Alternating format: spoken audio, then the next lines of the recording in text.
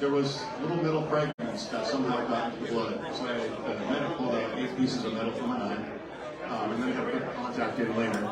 And then with the briefcase, when he's hit me at the end of the briefcase, and I smashed his head with it, well, after we did like 20 takes, the briefcase handle broke, turned sideways, and it broke my forearm.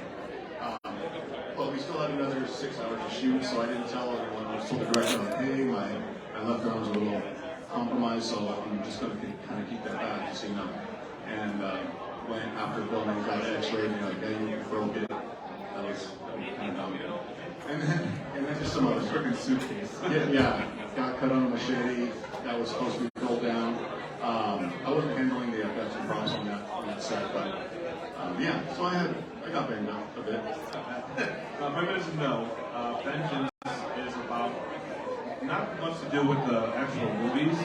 It does have Elias origins, which is Jason's father. They bring Jason's father into this. I love how fan comes because it's for fans from fans. And it has nothing to do with the big blockbuster companies out there. It's them doing it on their own, which is fantastic. And it gives a completely different story with Elias, because we've never seen Elias or even heard about him in any of the previous movies. What are your thoughts on actually including Elias into this, into the whole Jason Voorhees world? Yeah, so when we made Vengeance, originally it was a shorter film called Mythos, and then we, as we're trying to get the funding, the fans wanted something more and bigger. The director always wanted to do a story about Elias, and as we're talking, well, that's one way we can expand it, is do that. And Tom McLaughlin, who wrote and directed Part 6. And this is a sequel to Part 6, really. Like, we're taking off from the end of Part 6, 30 years later. Like Tom McLaughlin wanted to produce Elias. He's got the storyboards, you can Google them for the shots. And so we contacted Tom McLaughlin. Said, hey, we just want to respect your work and everything. What do you think about this? He's like, that would be amazing. We'd love it. So it's like, all right, so the original intended ending of Part 6 will now become the beginning of Vengeance. And we'll continue that story. It's incredible how you tied everything in, especially with Part 6. And if you guys don't know, he's actually on YouTube to watch. A lot of your fan films go for crowd fundraising through Indiegogo and everything. The money doesn't go towards everybody, it goes to all set design, food, extras, parts, and the majority of it goes to donations. So everyone gets donated to whatever they go to. They choose to put out on YouTube for them to watch, which is awesome. But of course, because of a media collector, I did the Indiegogos for all of them. I have physical copies, also created a sign. Of course, he's got some over to have, so definitely if you have them, mine are awesome. But anyway.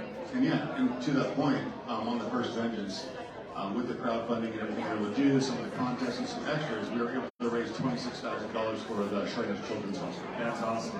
Woo! So of course we go for Part 6. Part 7 goes to Roosevelt. And so the director contacted you. Did you want to do Jason again, even though you're working on Vengeance 2? He actually, we're really good friends, and he contacted. Work together. Well, he was in a different movie too. He was on Voorhees. He was in Voorhees originally, and then they had some differences of creative opinion or whatever, so he got off of there and started working with us. And Vengeance he was a prisoner. Prisoners. Changing in the courts. Exactly.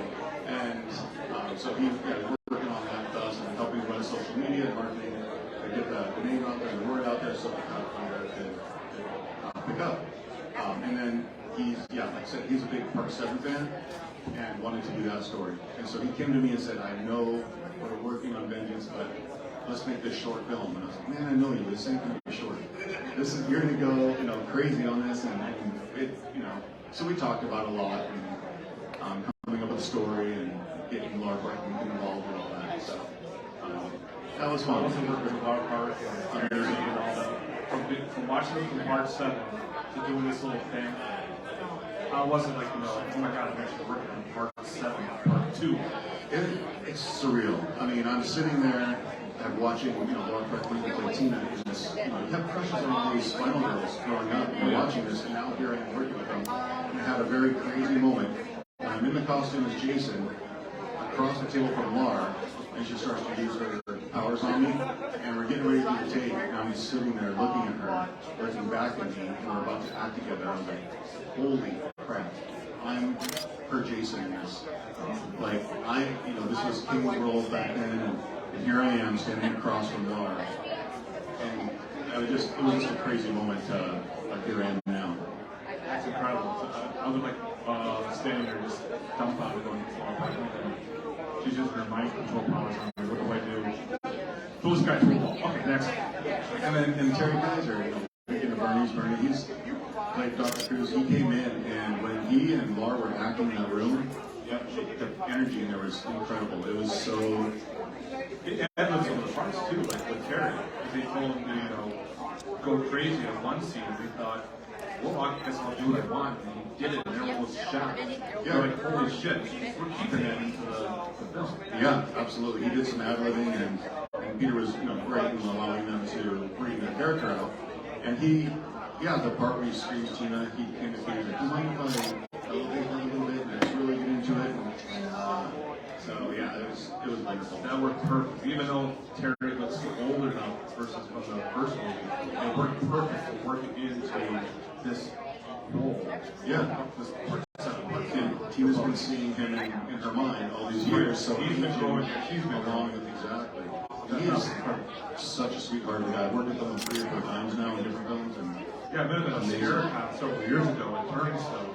He was there putting arms around everybody. Hey guys, come on over. I'm like, this is me, Jerry Cruz here from part 7, the badass doctor that just hated everyone, just wanted to make Tina suffer. I'm like, that's so nice. so sweet.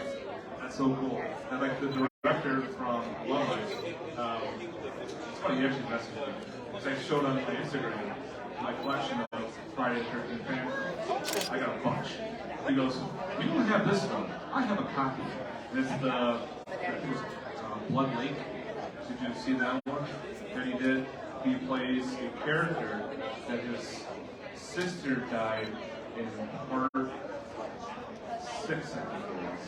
And so he goes back to Camp Crystal Lake to get revenge on Jason Voorhees and get a whole bunch of people. That was pretty cool how he did. I've never seen that, man. Yeah, there's a ton out there. If you haven't seen a bunch of Friday the 13th fan films, you go on YouTube, just type in Friday the 13th fan. God damn, there's like so many. Some good ones, unfortunately there are some bad, but you know what? It's from the heart, it's a fan from a fan. This guy accepted it, you just can't be on it. It's not probable. And they're extremely difficult to make. Oh, man. And the ones like the level we're doing now, big productions, it's so much work, and so much has to go into it. So I can appreciate even the people who, you do what you can with what you have. You got some good fun story ideas, so you have to watch it for what it is. And appreciate it for what it is, what you're able to do.